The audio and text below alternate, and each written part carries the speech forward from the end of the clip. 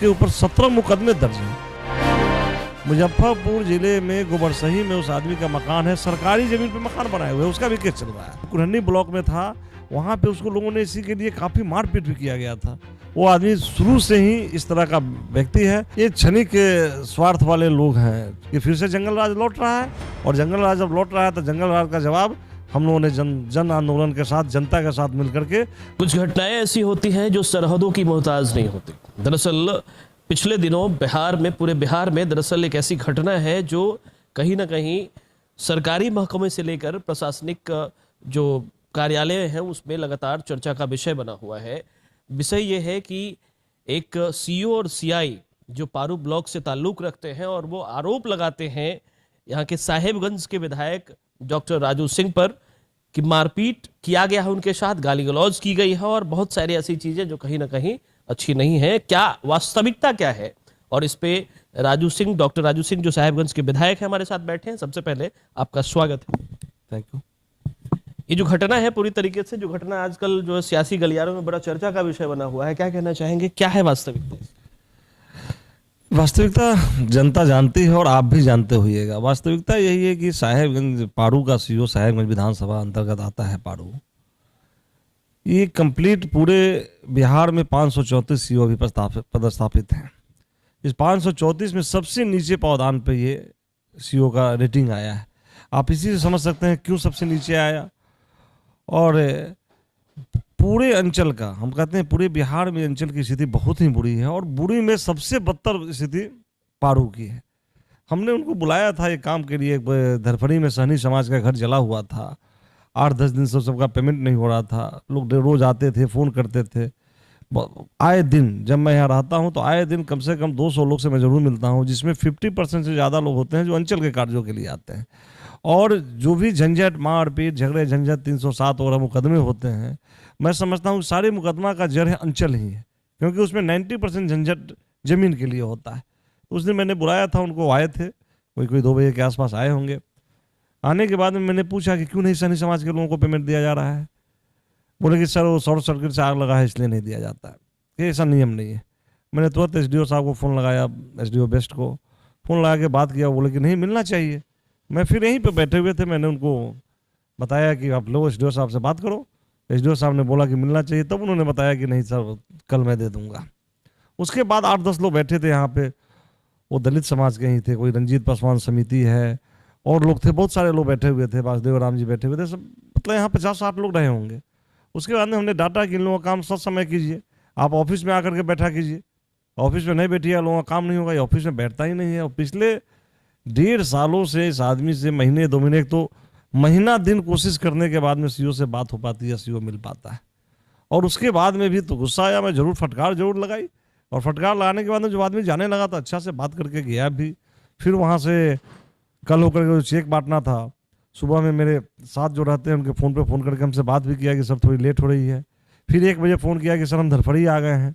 और उसी दिन 2 बजे का प्रोग्राम ब्लॉक में था, क्योंकि बिहार सरकार का एक आदेश था जिसका अनुपालन यहाँ नहीं किया जा रहा था, जिसमें नए कर्मचारी जो बहाल हुए हैं उनको ऑलरेडी चार्ज दे करके डोंगल दे देना था कि वो काम करें। ये जनवरी का ही आदेश था, ये अभी तक अप्रैल में नहीं मिला हुआ था। ये जो है अपने मनमानी ढंग से 1 महीने में 3-3 बार लेटर को चेंज करना, किसी को चार्ज नहीं दिलवाना, किसी को डोंगल नहीं देना, मतलब एक मनमानी होती है और उसमें भी धनुगाही की बात होती है। बीच में कुछ ऐसी स्थिति है जहां पे इस तरह से पशुपेश है कि अपना अधिकार दूसरे, दखलंदाजी न देने की बात है, जहां पे चीजें कहीं ना कहीं अस्पष्ट हो सकती थी, कुछ गड़बड़ था मतलब। नहीं, बिल्कुल गड़बड़ था, तो सारे चीज मामला मेरे पास में है क्लियर। हो तो कोई भी पदाधिकारी, मैंने डीएम को लिख करके दिया है, मैंने उनके विभाग के सेक्रेटरी को लिख करके दिया है, कुछ ना कुछ गड़बड़ नहीं है, सारा गड़बड़ ही है, कुछ भी ठीक नहीं है। और उस दिन मैं पहली बार पहचाना, उनके साथ कोई कर्मचारी आया था, सीआई आया था, मैं उस दिन पहली बार पहचाना, पहली बार मेरी मुलाकात है इतने दिनों के अंदर में।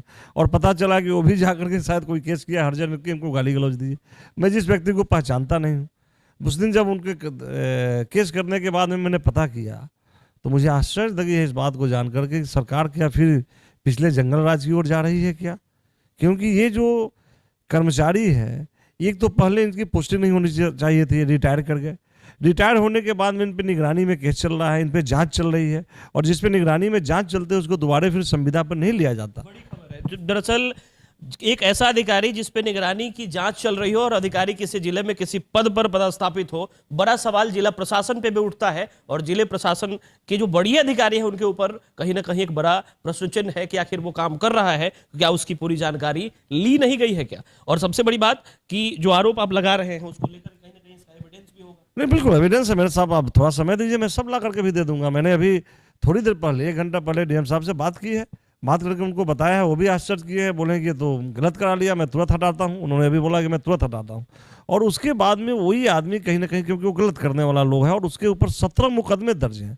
मुजफ्फरपुर जिले में गोबरसही में उस आदमी का मकान है, सरकारी जमीन पे मकान बनाए हुए, उसका भी केस चल रहा है।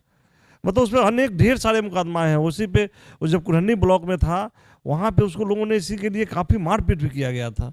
वो आदमी शुरू से ही इस तरह का व्यक्ति है और मुझे लगता है कि सीओ को कहीं ना कहीं, क्योंकि सीओ तो निरी प्राणी है, मुझे लगता है कि वो कमज़ोर व्यक्ति है, कुछ आता ही नहीं है और किसी न किसी दबाव बहकावे में ही काम करता है। इसलिए वो या तो सीआई के बहकावे में, और सीआई को जब डीएम साहब ने उसको संविदा पे ले लिया, उसके बाद में यहाँ पे सीओ ने है उसको सीआई बना दिया, आरओ का चार्ज दे दिया, जबकि ऐसा होना ही नहीं चाहिए। कोई भी संविदा वाले व्यक्ति को आरओ का चार्ज नहीं दिया जा सकता, लेकिन आरओ का चार्ज इसीलिए दिया है कि वो व्यक्ति कमाऊ पुत है, कमाऊ पुत को सब लोग ये करते हैं। इसलिए सवाल ये भी है कि आरोप लगा रहे हैं राजदीप राम जो सीआई हैं, वो ये कह रहे हैं कि 10-12 बार मारपीट किया गया है उनके साथ। देखिए, ऐसा कभी कुछ हुआ ही नहीं है, लेकिन 10-12 बार मारपीट किया गया था, क्या अभी उनको बुद्धि आ गई क्या? अगर 10-12 बार मारपीट किया गया तो उनको जिस समय मारपीट किया गया उस समय कहनी चाहिए थी। ये सब के सब कहीं ना कहीं पॉलिटिकल प्रेशर दबाव में आते हैं। और एक जान जाइए कि मेरे जैसे लोग, क्योंकि मेरी राजनीतिक उत्पत्ति ही इसी बात से है कि मैं हमेशा आतताई, आतंकी और गलत लोगों के खिलाफ लड़ाई लड़ा हूँ। और ऐसे पदाधिकारियों के खिलाफ लड़ाई लड़ने के लिए एक बार क्या दलित 1000 वैसे मुकदमा होंगे और मुझे अपनी जान भी देनी पड़ी तो जान दे करके भी, लेकिन जनहित के कार्यों में लगा रहूँगा। मैं इससे डरने वाला, पीछे हटने वाला थोड़ी। सवाल कि SC/ST एक्ट जिस तरीके से आप पे लगाया गया है, जनप्रतिनिधि आप हैं, अगर आम जनता पे लगाया गया होता तो क्या हुआ होता अभी तक?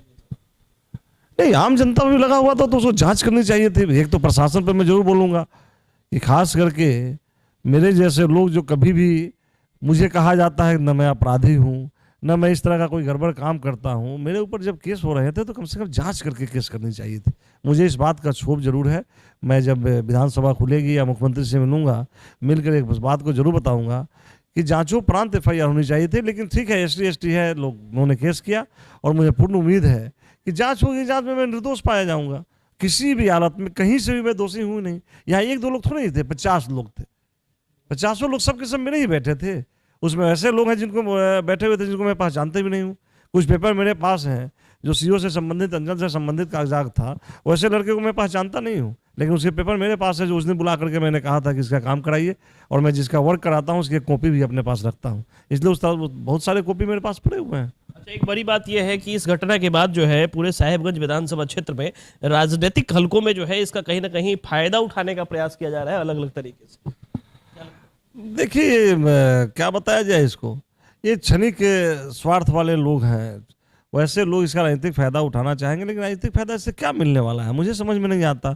और ऐसे लोग जहाँ पे आप इशारा कर रहे हैं, जैसे लोगों की बात करते हैं, वैसे लोगों की बात को मैं सुना ही नहीं करता। वो समाज के, मतलब क्या कहा जाए, समाज में उनको अप्रिशिएट ही नहीं किया जाता है। और मैं एक बार नहीं, मैं अपनी आदत को, मैं अपने विचार को बदल नहीं ना सकता।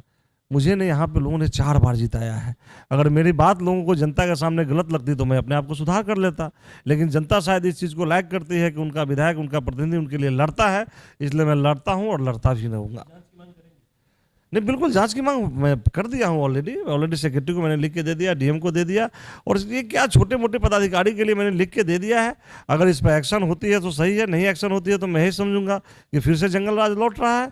और जंगल राज जब लौट रहा है तो जंगल राज का जवाब हम लोगों ने जन आंदोलन के साथ, जनता के साथ मिलकर के बड़ी मजबूती से 2005 में दिया था। अगर समय आएगा तो 2024 और 2025 में भी उससे ज़्यादा मजबूती से जवाब दूंगा। डॉक्टर राजू कुमार सिंह साहेबगंज विधायक हमारे साथ थे और मांग कर रहे हैं जांच की, चूंकि इस घटना में उच्च स्तरीय जांच की मांग कर रहे हैं। इन्होंने ऐसे एप्लीकेशन दे भी दिया है इसको लेकर के। आगे क्या कुछ होता है इस घटना में, अपडेट्स आपको लगातार देते रहेंगे। देखते रहिए आप न्यूज़ एक्सप्रेस इंडिया। नमस्कार।